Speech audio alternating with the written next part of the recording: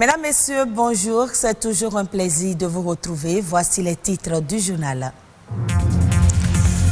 Le Bénin s'est engagé depuis quelques années dans une politique de soutien à la filière rizicole afin de sortir de la dépendance alimentaire. Au nombre des actions figure la campagne de promotion et de commercialisation du riz Made in Bénin. La question de la dégradation des sols continue de préoccuper plus d'un. On s'interroge dans cette édition sur ce qu'il faut faire face au phénomène des changements climatiques qui ont une part importante dans la dégradation des sols. Et puis l'hyperlordose lombaire à ne pas confondre avec la lordose lombaire est une maladie qui touche le creux au milieu du dos. Elle résulte souvent de certaines de nos postures.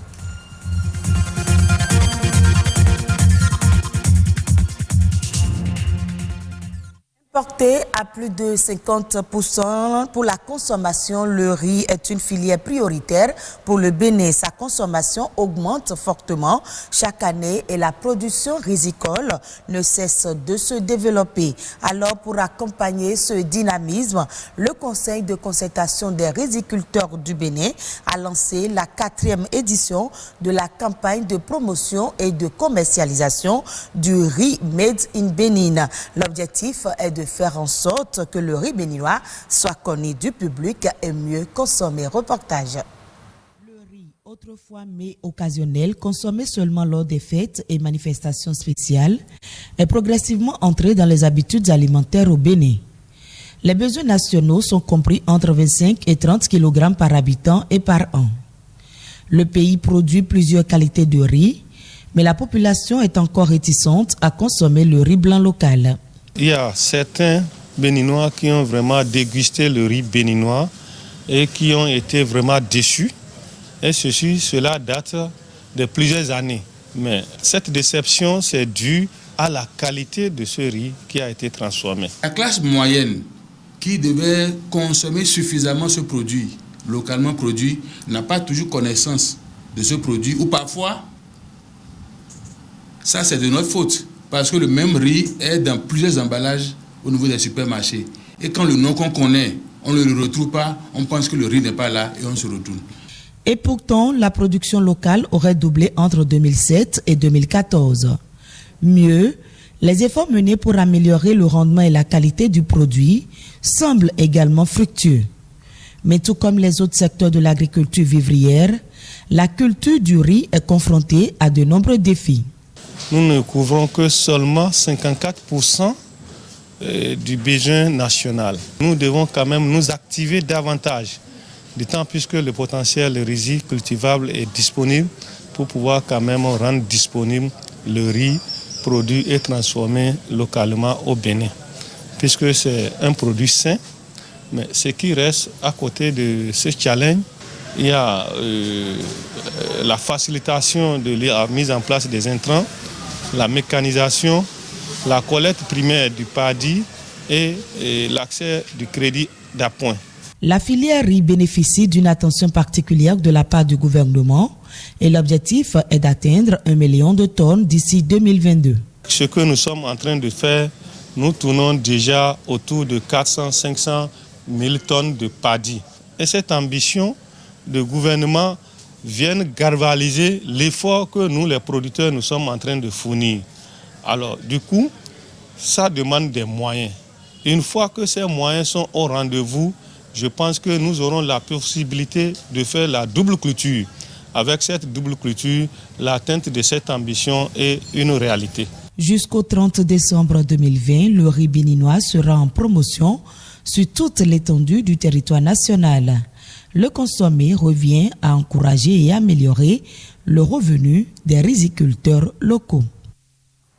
La baisse de fertilité des sols constitue une des principales difficultés que connaît actuellement l'agriculture béninoise. Les terres cultivées s'épuisent à un rythme accéléré et les rendements des cultures baissent continuellement, ce qui pose le problème de la dégradation des sols en lien avec les changements climatiques. Que faire alors face à ce phénomène? Dr Félix Coelho, maître assistant en sciences des sols au CAMES, nous éclaire. Tout récemment, au niveau de 17 communes, nous avons constaté que 16 à 20% des terres sont érodées, donc à un niveau de dégradation élevé.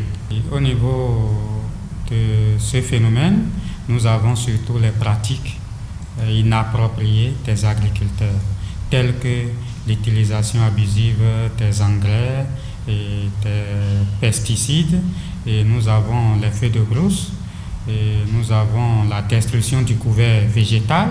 Au fait, l'eau et le vent ne constituent pas tellement une menace pour les sols, mais sont les agents naturels de la dégradation. Il faut sensibiliser les acteurs du monde agricole. Si ces acteurs n'ont pas conscience de l'effet de leurs mauvaises pratiques sur le sol, ils ne pourront pas changer de comportement. Et deuxièmement, il faut mettre à leur disposition les bonnes pratiques. Et quand on parle de bonnes pratiques, il faut éviter par exemple les feux de brousse.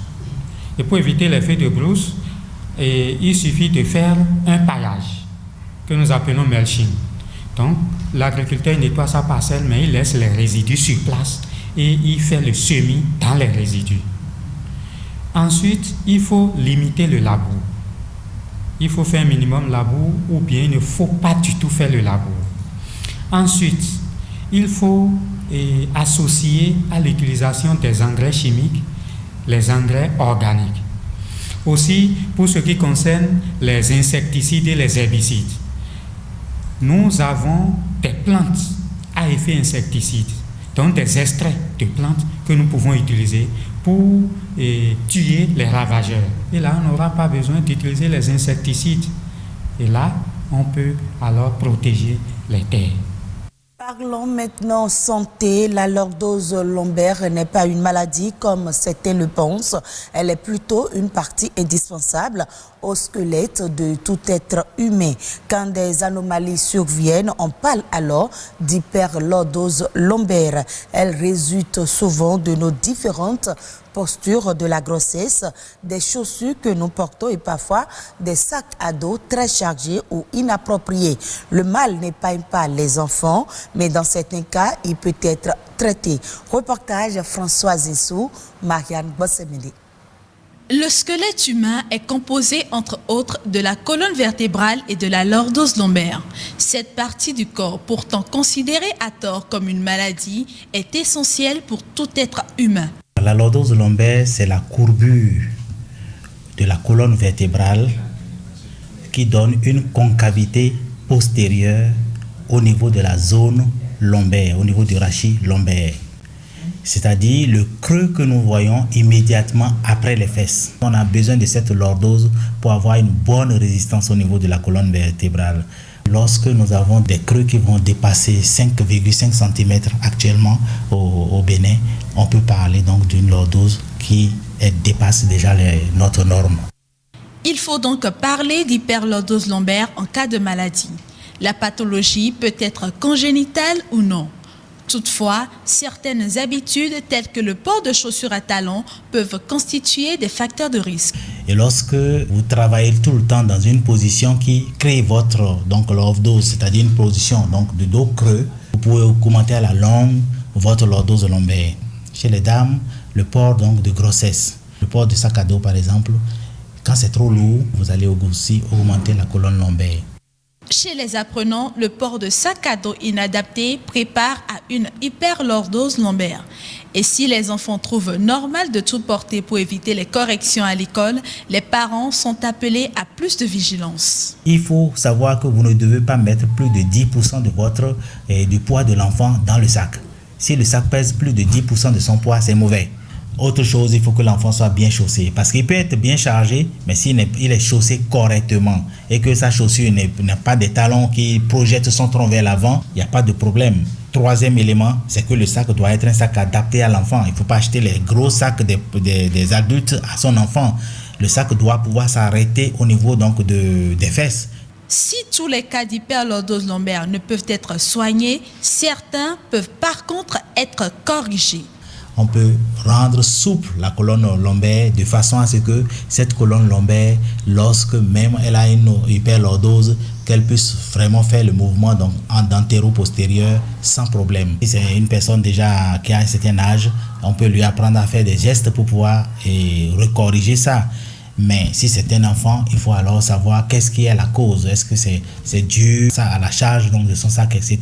Mais mieux vaut prévenir que guérir. De saines habitudes peuvent aider à garantir une plus longue durée de vie à la colonne vertébrale et aux disques intervertébraux.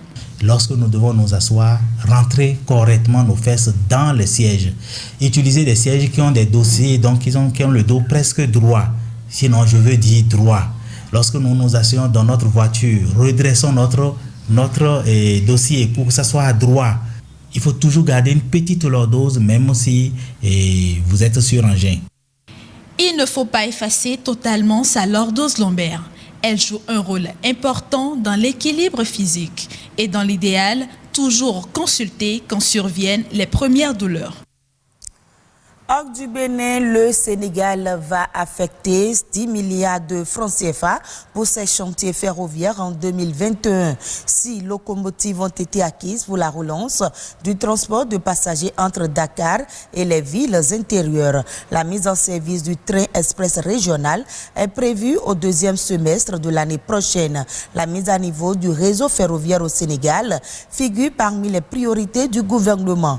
Notons tout de même que cette dotation 2021 reste inférieure aux engagements de la nouvelle politique ferroviaire du Sénégal à l'horizon 2035, laquelle prévoit un engagement annuel de 50 milliards de francs CFA par an pour le maillage de tout le territoire national avec plus de 2070 km de nouvelles lignes à cette échéance. Au Maroc, le monde de la culture est à l'arrêt, lourdement affecté par la crise sanitaire du coronavirus. Les professionnels du secteur sont de plus en plus nombreux à tomber dans la précarité.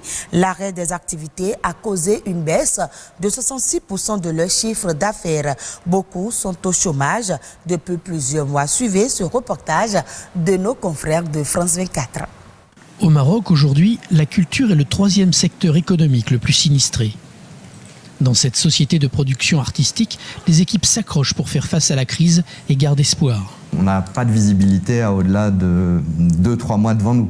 Donc on est constamment un peu sur le fil. Donc oui, bien entendu, je connais un certain nombre de personnes qui sont tombées dans cette précarité-là, des boîtes qui ont dû mettre la clé sous la porte. Le musée Mohamed VI d'art contemporain de Rabat vient de rouvrir cet été. Après 50 années de carrière, Fouad Bellamine, artiste plasticien, y organise sa rétrospective. Malgré 2 reports de l'événement, des œuvres qui manquent à l'appel à cause des difficultés d'acheminement et un futur vernissage avec un public réduit. Je m'attendais à un grand public, je m'attendais à ce que ça soit, parce que c'est content de peinture, que je puisse fêter ça avec les amis, les proches.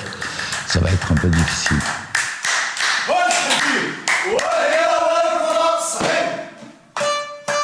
Les difficultés sont encore plus grandes pour les artistes du spectacle vivant. Dans cette école d'art, les membres de la troupe du cabaret Chirat continuent de répéter régulièrement, même si toutes les salles de spectacle sont fermées depuis 9 mois, sans aucune perspective de réouverture. Je veux juste qu'on ouvre les salles, qu'on trouve, ou même pas ouvrir, qu'on en parle. Là, personne n'a parlé, pas de conférence de presse. Moi, tous les jours, je mens. Je dis aux gens, ça va ouvrir, ne vous inquiétez pas.